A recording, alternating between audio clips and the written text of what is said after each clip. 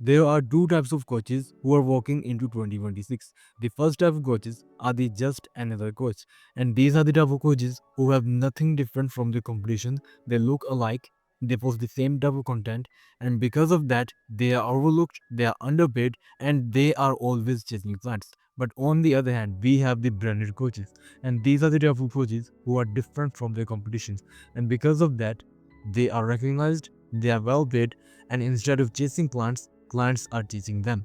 And this is exactly what we will go through in this video. I will show you the exact frameworks that the biggest brands in this world use and how you can use those frameworks in order to build a strong brand. So let's get into it. Now let's see what a brand actually is. Your brand is not your colors, logo, or themes. Your brand is simply the automatic feeling someone gets the moment they encounter your name. And that feeling is built on three layers that Aristotle figured out 2300 years ago. So, you may have heard about it before: ethos, pathos, and logos. Ethos is like the credibility that we have, results, testimonials, and track record. It's what separates the guy running a Lambo to sell a crypto course from someone who has actually done the thing. Now, the second layer is the pathos. It is the emotional layer. Most people buy because something feels right and find the logic to justify it after. Pathos connects to the pain, the frustration, and the desire. And at last, we have the logos layer, and that is data, facts, and what's great for analytical people or B2B buyers focused on ROI, but logos alone is core. And this is our own journey. Each pillar has a ceiling of its own. Together, they are unstoppable. A brand that hits the brain, the heart, and builds trust at the same time is actually how you build a brand that makes people buy from you. So, So now you know the three things that make people trust you, and believe that you can actually deliver. And the brand framework is basically how you engineer all of those three layers: ethos, pathos, and logos into your brand on purpose. So let's get into it.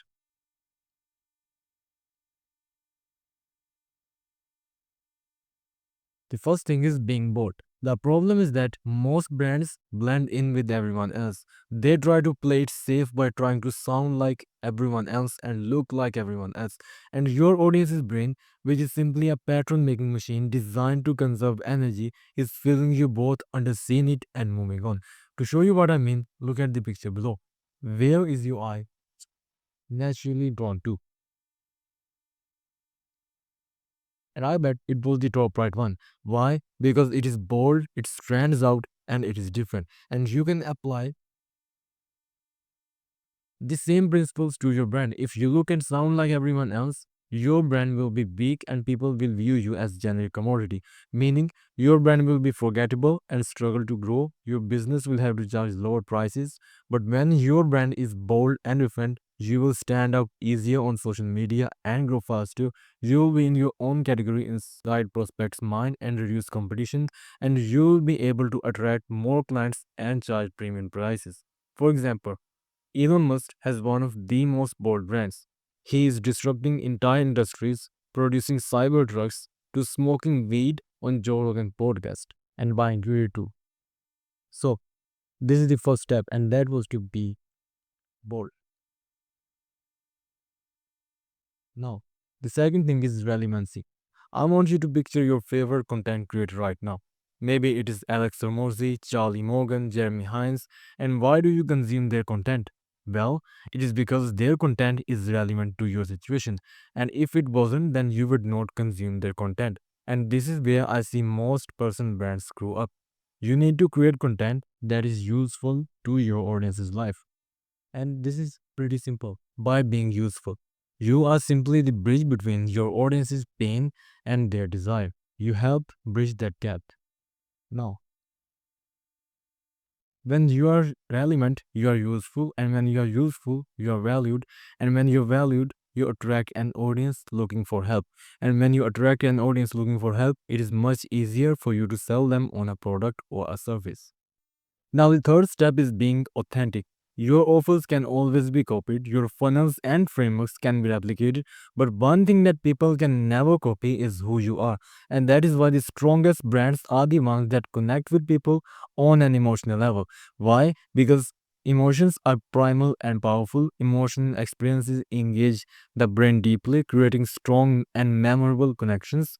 Emotions create personal relevance. Emotional resonance makes a brand personally meaningful and aligns it with customers' identity. Emotions influence decisions subconsciously. Most decisions are driven by emotions, with logic used mainly to justify them afterward. And emotions build trust and loyalty. Positive emotions foster trust, leading to long term loyalty and customer retention.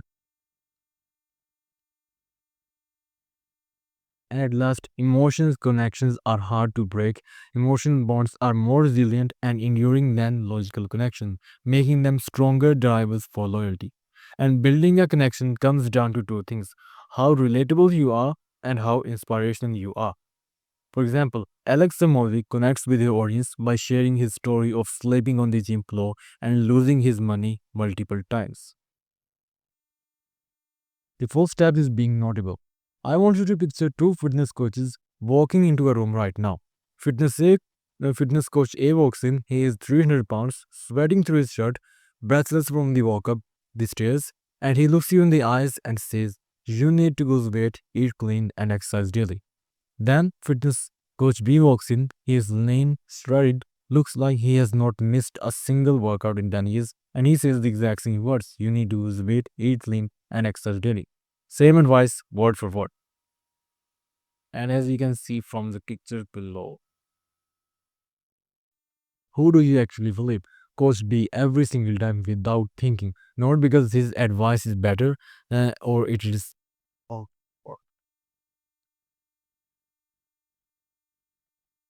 but because he is living proof that what he is saying actually works. And this is exactly where most coaches destroy their brand before it even starts. They give great advice, a real advice, advice that could genuinely change someone's business, but their audience looks at them and feels nothing. No reason to trust, no proof it works, and no cost be energy. So the advice lands like elevator music, heard, forgotten, and scrolled past. Here's the fix. You need to stop being vague and start being specific. Instead of saying I help coaches scale their businesses, this is invisible, means nothing, believed by no one. You say that my clients wake up to DM saying how can I pay and have not booked a single sales calls in month, and that is coach beat of energy. And that closes before you have said another word. Your credibility is not your certificate, it is not your years of experience, it is not even your story, it is simply your receipts. Start collecting them today. Document every client win, every result, and every before and after, every transformation that we have, no matter how small it seems. Because the more specific your proof, the harder your words hit. And when your words hit like someone who's lived it, people don't just follow you, they buy from you too. Now,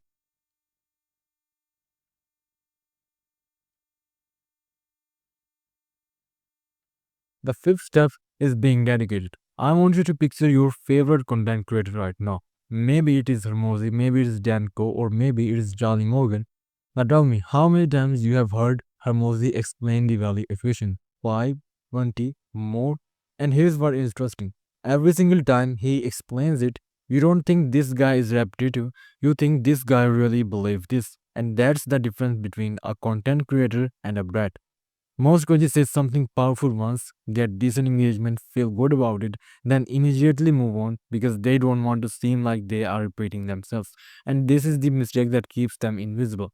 Because here's what they don't understand about their audience. You spend 3 hours creating their post and they spend just 8 seconds reading it.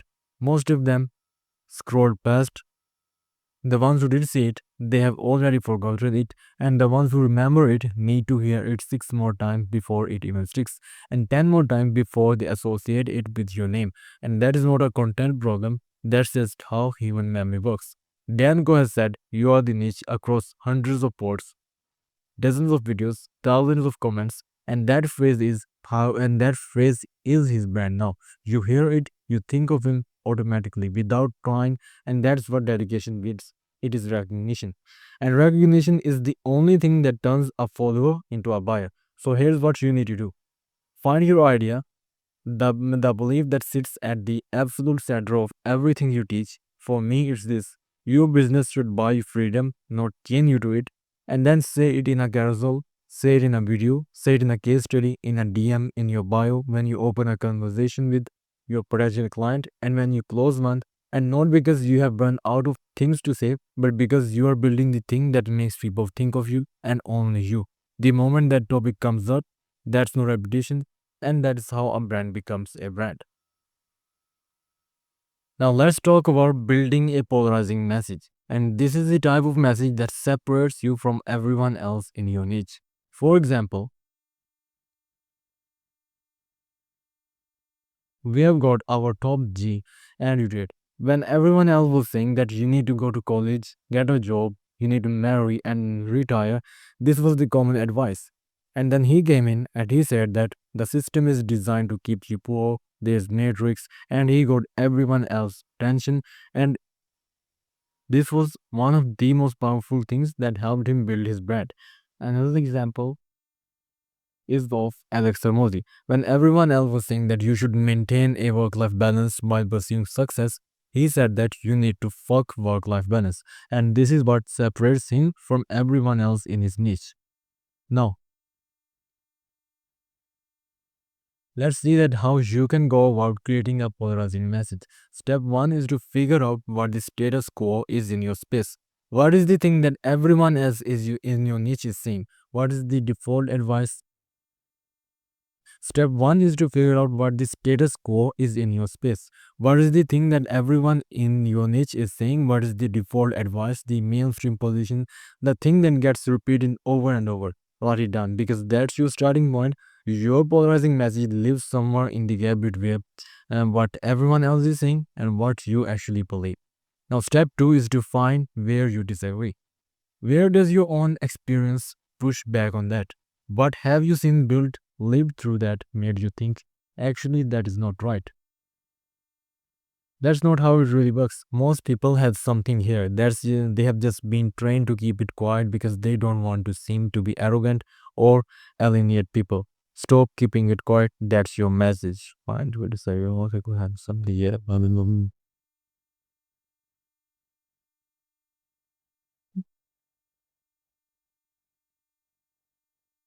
Now let's see how to create a polarizing message. Step 1 is to figure out what the status quo is in your space.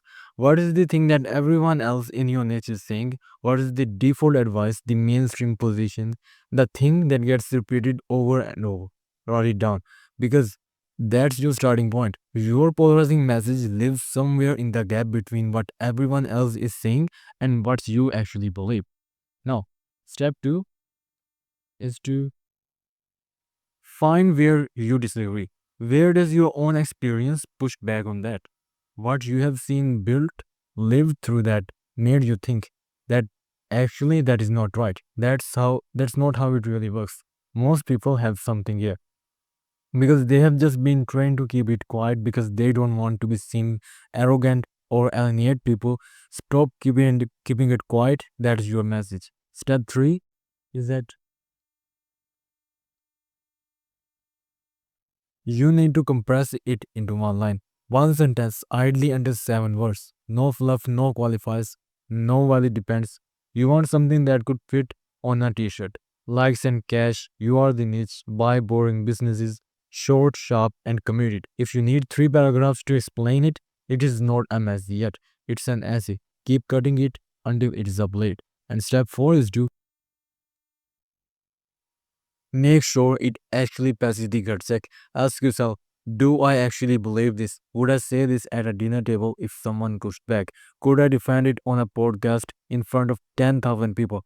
If the answer is yes, you have got something real. And if you are hesitating, it feels like something you said because you thought it would perform. Go back. Find the thing you actually believe because the second someone challenges you and you fought, it is over. Your audience feels that. Authenticity is not a nice to have, it's the whole thing. Step 5 is to repeat it everywhere. And this is the part people miss. A polarizing message is not a one-time post, it is the spine of your entire brand. You come back to it over and over again through different stories, different examples, different angles until it becomes the thing people associate your name with. Nike did not just do it once. They built a whole brand around it. That's what you are doing. You are building a mental link in your audience's brain between you and this idea, and that link only gets built through repetition.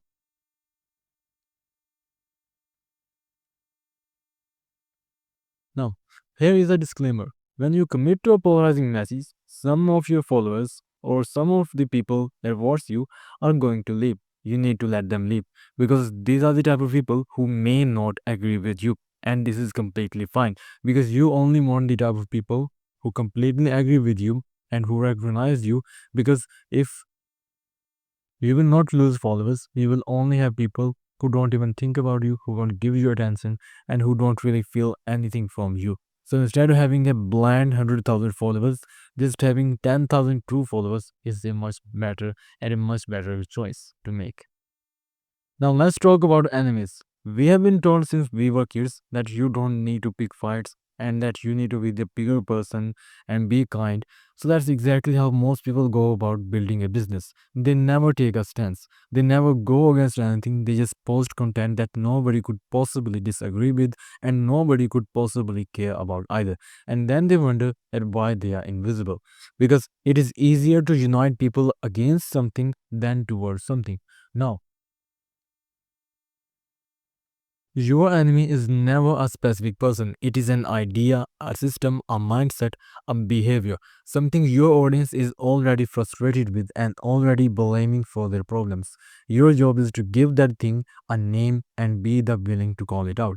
Tate called out the matrix. It is just one word. He took the abstract feeling a lot of men had that the whole system was engineered to keep them complete. Ted called out the Matrix. One word. He took that abstract feeling a lot of men had that the whole system was engineered to keep them complete, and he gave it a name. Now they had a shared enemy and us at them, and they became an army that spread his message further than any ad budget could. So here's how you will use. List, write down every frustration your audience has, the industries failing them, the beliefs they have been sold that are not working, the behaviors that drive them crazy, and the systems keeping them stuck. Don't filter, just get it all out. Now align. Go through the list and ask, which one of these do I actually believe? Which ones make me genuinely fired up? If you pick an enemy you don't care about, who you will fall the second someone pushes back. Your enemy has to be something you will bring up at the dinner without being asked. Cross off anything that does not feel like you. And at last, you pick the one You pick 1 to 3 and give each one a name. 1 to 2 words, simple, punchy, instantly understood. The Matrix, brokers, NPCs, fake news, wage slaves, starving artists, copy paste creators. These names compress a complex frustration into a label your audience starts using themselves. And when they start using your enemy's name in their own conversations, you are simply in. Then repeat it over and over again, constantly, different angles, different stories, different examples, until the name alone tells people where you stand. Now, your polarizing message is what you stand for, and your enemy is what you stand against. You need both. And yeah, some people are going to hate it, some people are going to unfollow, and good. Those people were never going to buy from you anyway. The ones who stay, those are your people. You don't build a tribe by being liked by everyone. You build it by standing for something specific enough that the wrong people will always leave and the right ones never go anyway. So this was the masterclass on building a brand. I hope that you have liked it. So if you have liked it, you can give me a subscribe and drop a comment too.